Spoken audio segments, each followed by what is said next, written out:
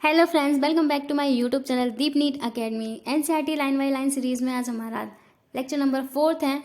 तो इसमें हम मध्य अवस्था के बारे में पढ़ेंगे। वीडियो स्टार्ट करने से पहले अगर आप चैनल पर नए हैं तो वीडियो के एंड तक देखिएगा। सेशन को लाइक कीजिए, प्यारा सा कमेंट कीजिए एंड चैनल को सब्सक्राइब करना ना भूलिए। चलिए वीडियो स्टार्ट करते हैं। मध्य अवस्था के बारे में आज हम पढ़ेंगे। तो चलिए देखते हैं मध्य अवस्था में क्या क्या चीज़ें आती हैं और क्या क्या मेन पॉइंट्स हैं इसके। ठीक है, मध्यावस्था हम स्टार्ट करते हैं।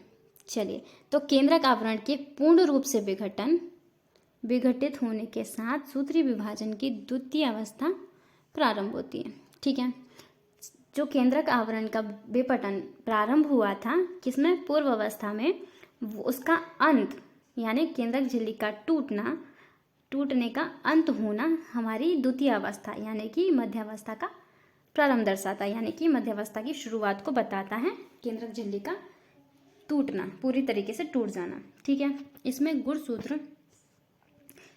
गुणसूत्र कोशिका द्रव्य में फैल जाते हैं। ठीक है, मध्यावस्था में क्या होता है, गुणसूत्र जो है कोशिका द्रव्य में ऐसे फैल जाते हैं।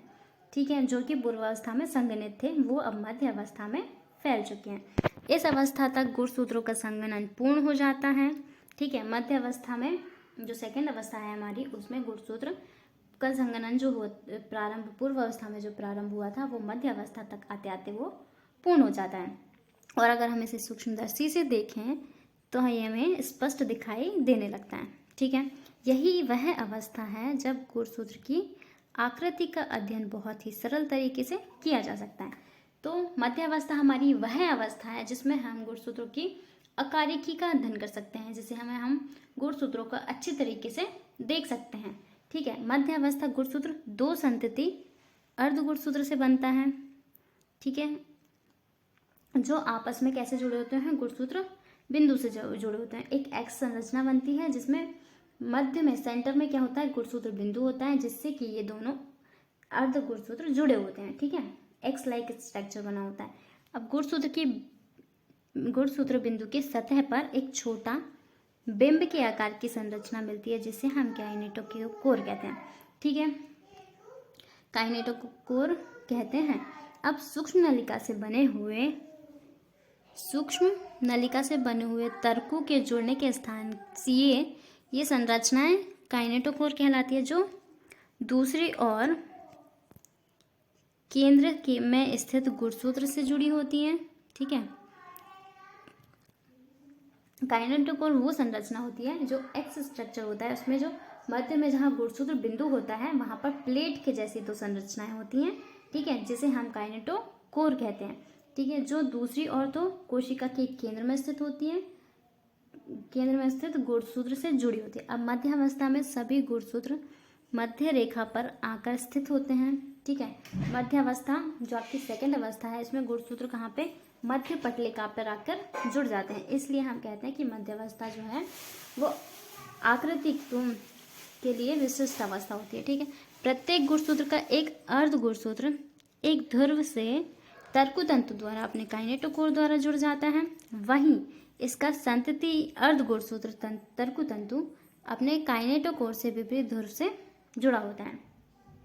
तो प्रत्येक गुणसूत्र क्या होता है, जो आधा गुणसूत्र होता है एक ध्रुव के तर्कु तंतु से जुड़ता है। ठीक है, जो ध्रुव पर जो हमारे तारक केंद्र का तंतु निकला है उससे जुड़ा रहेगा, और जो दूसरा होता है वो काइनेटोकोर से जुड़ा होता है। ठीक है, जो काइनेटोकोर जो प्लेट होती है उससे जुड़ा होता है।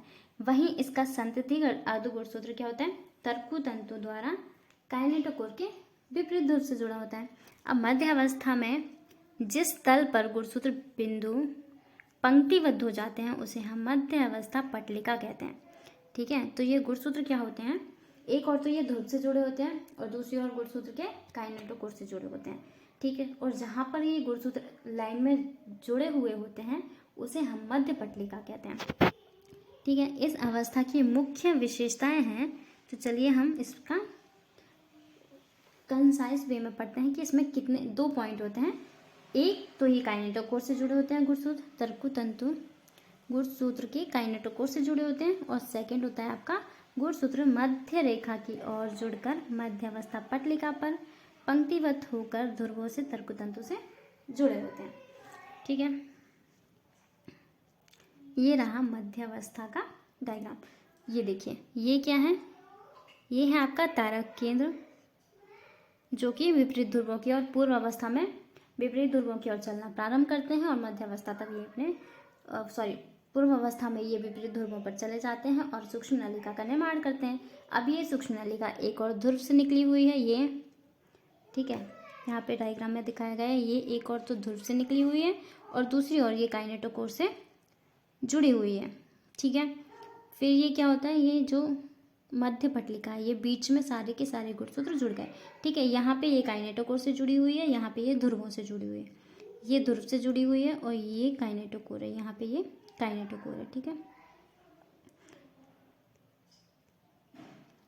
और जो बीच की जो मध्य पटलिका पर जो गुणसूत्र जमे होते हैं इसे हम मध्य पटलिका कहते हैं। ठीक है, और ये गुणसूत्र की आकृति का अध्ययन की मुख्य विशेषता होती है। तो आज के लेक्चर में इतना ही रखते हैं, मिलते हैं नेक्स्ट वीडियो में। अगर आपको वीडियो अच्छा लगे तो सेशन को लाइक कीजिए, कमेंट कीजिए, शेयर कीजिए एंड चैनल को सब्सक्राइब करना ना भूलिए। Thank you so much.